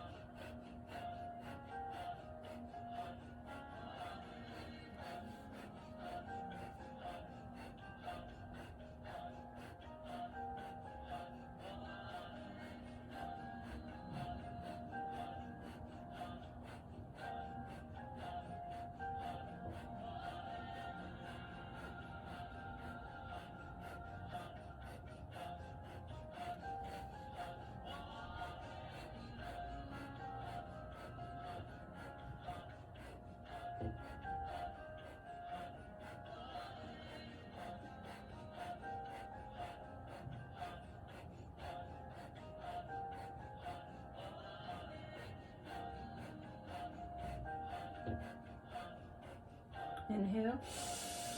Squeeze up, press the tongue to the roof of the mouth. Exhale.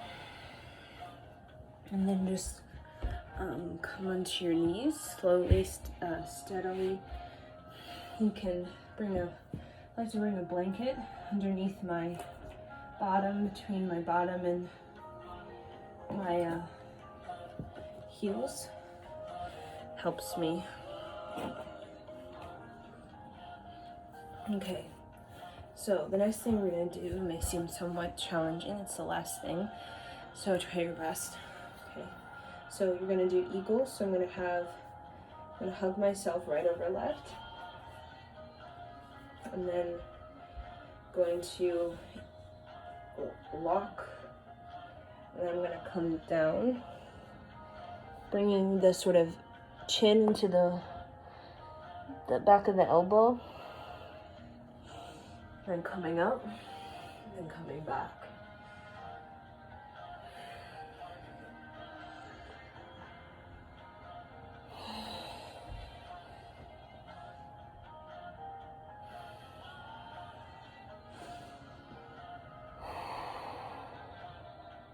So inhale up, exhale back. Inhale straight, exhale down.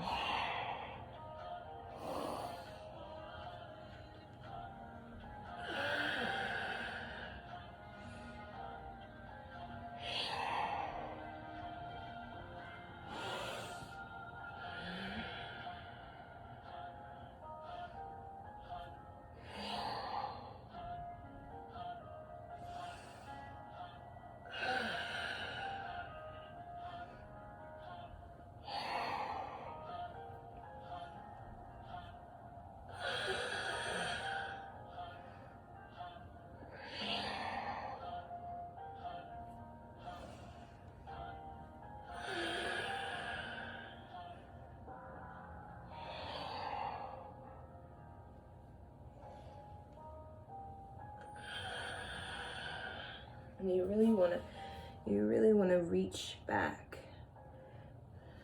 Really create that arch in the back. Or that back bend.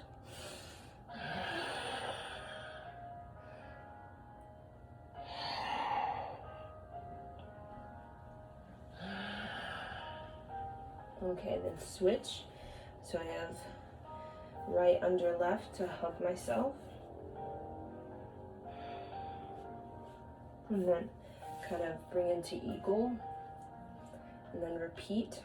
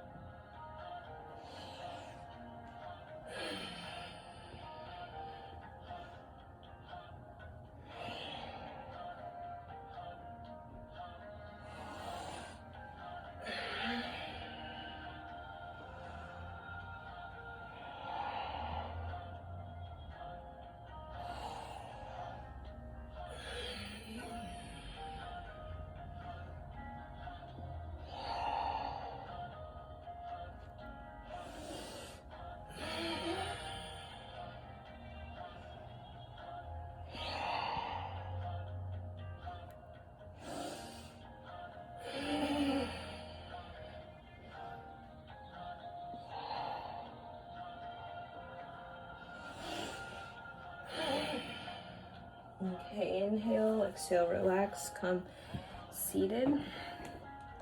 That one right there will definitely awaken the heat, the balancing of the thyroid, the hormones, making you feel a lot more capable of handling your emotions, investigating, uncovering your emotions rather than feeling intimidated by your emotions. So now we're going to work with this meditation called you feel that? I feel like this whole like movement that I haven't felt in the neck area for some time. So very powerful. So just doing that, we did just 3 minutes of that. Just whoa, can change the whole state of you. So you're just going to close your eyes and you're going to listen. You're going to listen.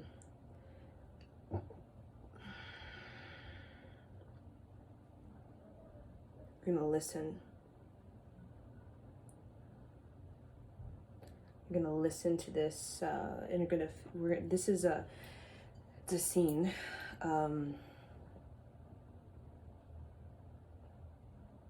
prologue to a movie, Lady in the Water, but I feel it has this vibration to it that can help us to get where we're going when it comes to facing the Black Wolf, which the movie is very much about the facing of the Black Wolf when it comes to your destiny, right? The Lady in the Water, there's this angelic woman coming to help somebody complete their mission, a human who has written a book, help them finish the book. The book is very important. It's going to create a movement of positive change for a future timeline that is of the highest potential for the planet. And there is this creature that is the sort of shadow element, the sort of polarity, the sort of dark force that is there to try to challenge, to stop the woman, the angelic being, from giving her message to this man who is the book author. So very, very relevant. Listen very closely. It's very short. Listen very closely and let the music, the whole composition of it, to really penetrate your psyche. It's beautiful composition.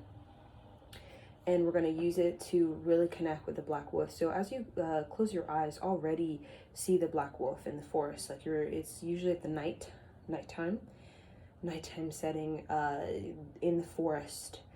You're seeing within the forest the sort of misty, full moon, quiet, near silent, sort of galling wind, swaying boughs, ethereal type of stars.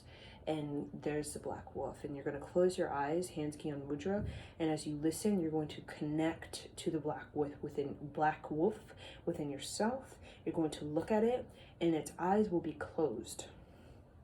It means it's sleeping. This gatekeeper to the underworld. It's sleeping, right, within you, right?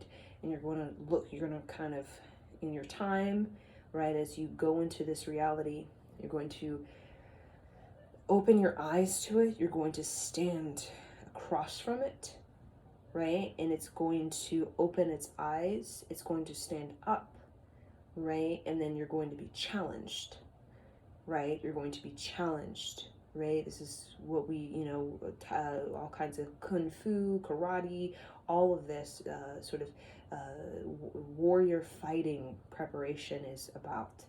And you're going to sort of project into its eyes through your constant, undeniable eye gaze, right? Your eyes will be closed, but you're projecting, almost like you're looking into it with your sort of mind's eyes, and you're going to project the energy you've cultivated into the beast, the beast, okay?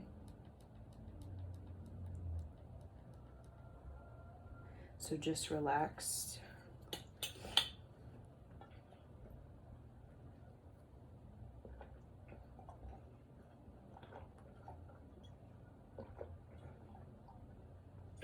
And after you do that whole thyroid flush, it's good to drink water after that to really help support the sort of flushing out the toxins in the body, right? What we just did. Always drink water after that, or you'll feel guided just to drink it. Your body will want it.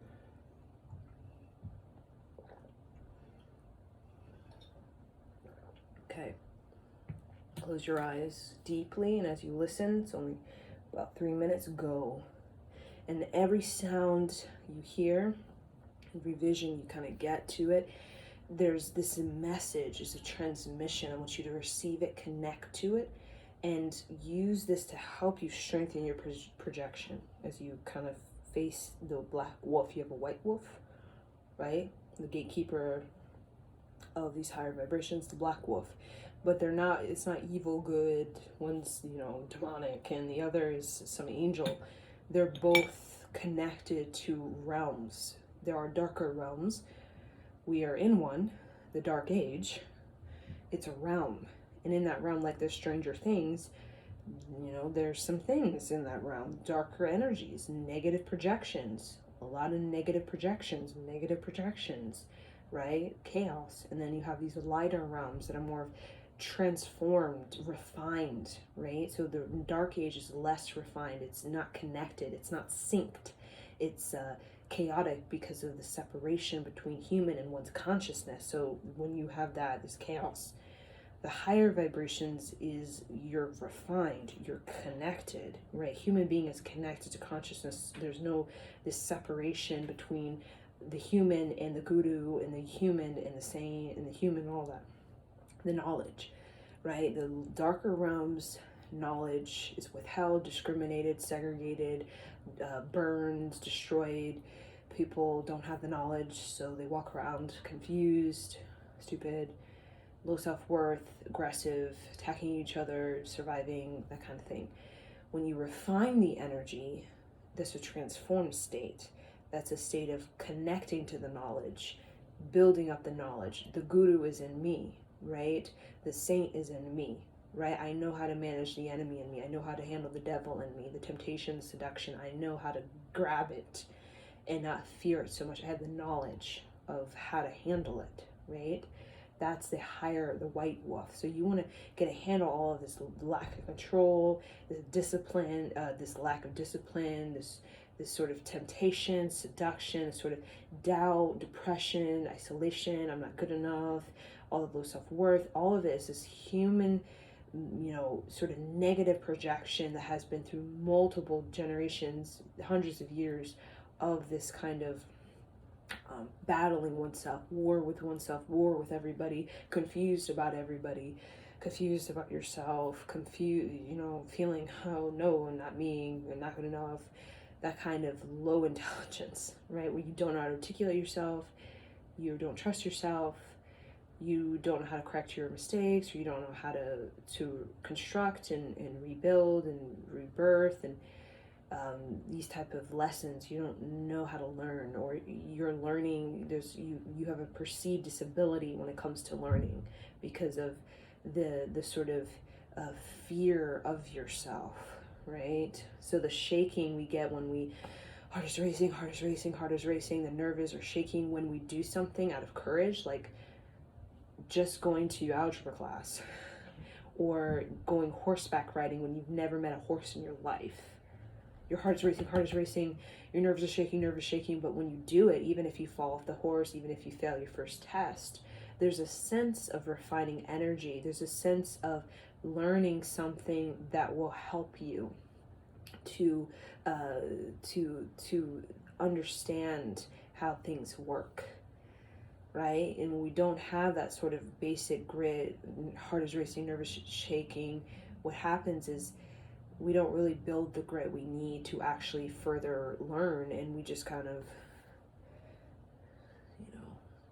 confused about who we are, what we should be doing, and our own intuition and aggression and all of that. Okay, so listen.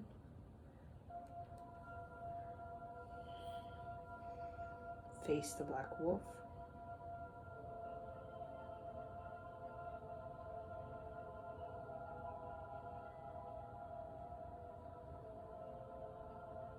Once, man and those in the water were linked. They inspired us. They spoke of the future. Man listened, and it became real. But man does not listen very well. Man's need to own everything led him deeper into land. The magic world of the ones that live in the ocean and the world of man. Separated. Through the centuries, their world and all the inhabitants of it stopped trying. The world of man became more violent. War upon war played out as there were no guides to listen to. Now, those in the water are trying again, trying to reach us. A handful of their precious young ones have been sent into the world of man. They are brought in the dead of night to where man lives. They need only be glimpsed, and the awakening of man will happen. But their enemies roam the land. There are laws that are meant to keep the young ones safe, but they are sent at great risk to their lives. Many do not return. Yet still they try to help man. But man may have forgotten how to listen.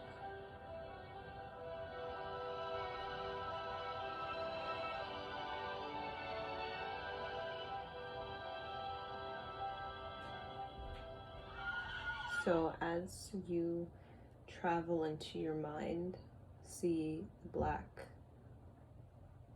wolf. See it. See it. See it. See it. See it. Listen. See it. Face it. Face it. Face it. Go in to the forest. Let the eyes open. Face it. Go into it. Once, man and those in water were linked. They inspired us. They spoke of the future. Man listened, and it became real. But man does not listen very well. Man's need to own everything led him deeper into land. The magic world of the ones that live in the ocean and the world of man. Separated. Through the centuries, their world and all the inhabitants of it stopped trying. The world of man became more violent. Face the black wolf. War played out as there were no guides. Make it your ally. Make it your ally. Make an agreement. Are trying again, Make it your trying ally. to reach us. Make it your A ally. handful of their precious young ones have been sent into the world of man. Make it your They ally. are brought in the dead of night to where Protector. man lives. It is your protector. They need only be glimpsed, and the awakening of man will happen. But their enemies roam the land. There are laws that are meant to keep the young ones safe, but they are sent at great risk to their lives. Many do not return. Yet still they try to help man. But man may have forgotten how to listen.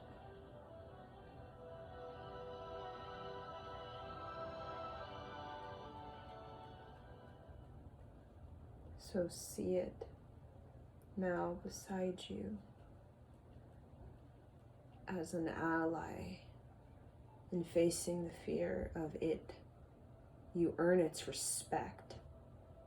In facing it, you earn its respect. It bows to you reverently at your such respect it has for you, and becomes an ally, protecting you, giving you guidance on the dangers around you, helping you to be vigilant of what you cannot see. those in the water were linked. They inspired us. They spoke of the future. Man listened, and it became real. But man does not listen very well. Man's need to own everything led him deeper into land. The magic world of the ones that live in the ocean, and the world of man, separated. Through the centuries, their world, and all the inhabitants of it, stopped trying. The world of man became more violent. War upon war played out, as there were no guides to listen to. Now, those in the water are trying again, trying to reach us. A handful of their precious young ones have been sent into the world of man. They are brought in the dead of night to where man lives.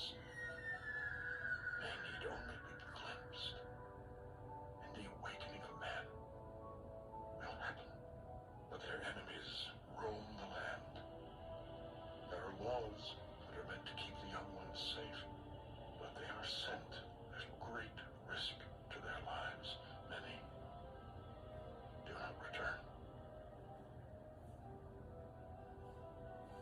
Yet still they try to help man. But man may have forgotten how to listen. So inhale, exhale. Now see yourself as the black wolf. See yourself as the black wolf. See yourself as the black wolf. That you are this. It's not outside of you. You are this creature. It is inside you. You are your own protector. You have this within you. Once, man and those in the water were linked. They See inspired us. through the eyes of the They black spoke of the future. wolf. Man listened, and it became real. But man does not listen very well. Man's need to own everything led him deeper into land. The magic world of the ones that live in the ocean, and the world of man, separated. Through the centuries, their world, and all the inhabitants of it, stopped trying. The world of man became more violent. War upon war played out, as there were no guides to listen to. Now, those in the water are trying again, trying to reach us. A handful of their precious young ones have been sent into the world of man. They are brought in the dead of night You are the black to wolf. where man lives. The danger, They need only be the glimpsed, violence, and the awakening of man and the awakening. will happen. But their enemies roam the land. There are laws that are meant to keep the young ones The safe, vigilance, paying but attention. they are sent at great risk to their lives. Many do not return. Yet still they try to help man. But man may have forgotten how to listen. Inhale. Exhale. And open your eyes and just move it around your energy. And then we'll just tune out with one long sat and short nam. So inhale. Sat nam. Sat nam. Sat nam. Just bow to yourself and thank you for joining me on this grand adventure,